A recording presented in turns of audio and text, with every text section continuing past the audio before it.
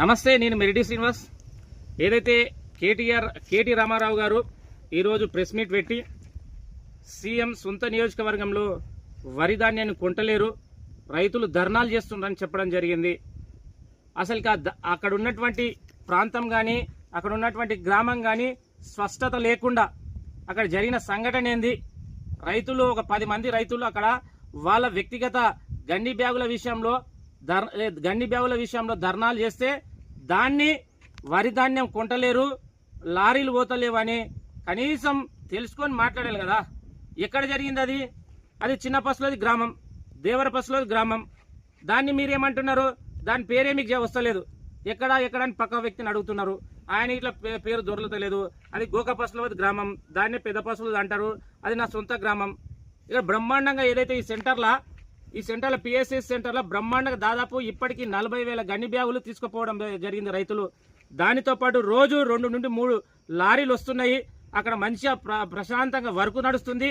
దాన్ని ఉద్దేశించి నువ్వు గోకపసులలో మొత్తం రైతులు ధర్నాలు చేస్తున్నారు, మొత్తం ఆగమవుతుండ్రని ఆగం మాటలు చెప్పి, గారెని మాటలు చెప్పి ఇంకెన్నాళ్ళు బతుకుతారు? ఈ రోజు నియోజకవర్గం కావచ్చు, ఈ రాష్ట్రంలో కావచ్చు, ప్రశాంతంగా నిజంగా ఇంత పెద్ద వ్యవస్థలో చిన్న సంఘటనలు ఎక్కడైనా జరుగుతాయి. దాన్ని భూతత్వం పెట్టి చూస్తూ ఈరోజు ఏదో అయిపోతుంది, రాష్ట్రంలో ఏదో జరుగుతుందని గప్పలు చెప్పే ప్రయత్నాలు చేయొద్దు. మీ హయాంలోనే దాదాపు రైతులు అనేక మంది కళ్ళల్లోనే ఆత్మహత్యలు చేసుకుని వరి ధాన్యం కొనలేక నీటి పాలయ్యి ఈరోజు అనేక మంది ఆత్మహత్యలు చేసుకున్న సందర్భం ఇంతకుముందున్న ప్రభుత్వంలో. ఈ రోజు ప్రజాప్రభుత్వం గౌరవ ముఖ్యమంత్రి రేవంత్ రెడ్డి గారు ఎంతో బ్రహ్మాండంగా అధికారులను సమన్వయం చేస్తూ కలెక్టర్తో మీటింగ్ పెడుతూ ఎక్కడ చిన్న సమస్య వచ్చినా డైరెక్టే కలెక్టర్ వచ్చి పరిష్కరించే ఒక అద్భుతమైన సందర్భం ఈ రోజు తెలంగాణ రాష్ట్రంలో ఉంది. దాన్ని విస్మరిస్తూ ఏదో చిన్న సంఘటనలు చూపిస్తూ బూచి చేస్తూ ప్రజలను మాయం చేస్తుంటే ప్రజలు నమ్మడానికి సిద్ధంగా లేరు. బ్రహ్మాండంగా రా, నీకు దమ్ముంటే నువ్వు రా, హరీష్ రావు రా, ఇంకెవరైనా రా. ఈ రోజు మేము చూపిస్తాం. కొడంగల్ నియోజకవర్గంలో బ్రహ్మాండంగా వరి ధాన్యం కొనుగోలు జరుగుతుంది. ఈ యొక్క 1 వీక్ లోనే దాదాపు 70% అయిపోయింది, ఇంకా 30% ఉన్నాయి. దాన్ని ఇట్లా మా అధికారులు, మా ప్రభుత్వం బ్రహ్మాండంగా కొనుగోలు చేస్తుంది.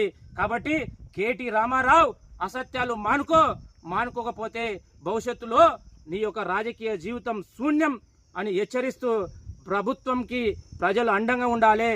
ప్రభుత్వంలో ఏదున్నా చివరి ధాన్యం వరకు కొంటామని ఈరోజు గౌరవ ముఖ్యమంత్రి రేవంత్ రెడ్డి గారు చెప్పారు. కాబట్టి ప్రశాంతంగా మీ దగ్గరికి వస్తాం, మీ దగ్గరనే ఏదైతే గండి బ్యాగులు మీకే ఇస్తాం, మీ దగ్గరనే మన వెహికల్ పంపిస్తాము, మీ దగ్గర నుండి వరి ధాన్యాన్ని కొంటామని తెలంగాణ ప్రజలకు, ముఖ్యంగా కొడంగల్ ప్రజలకు విజ్ఞప్తి చేస్తున్నా. జై తెలంగాణ.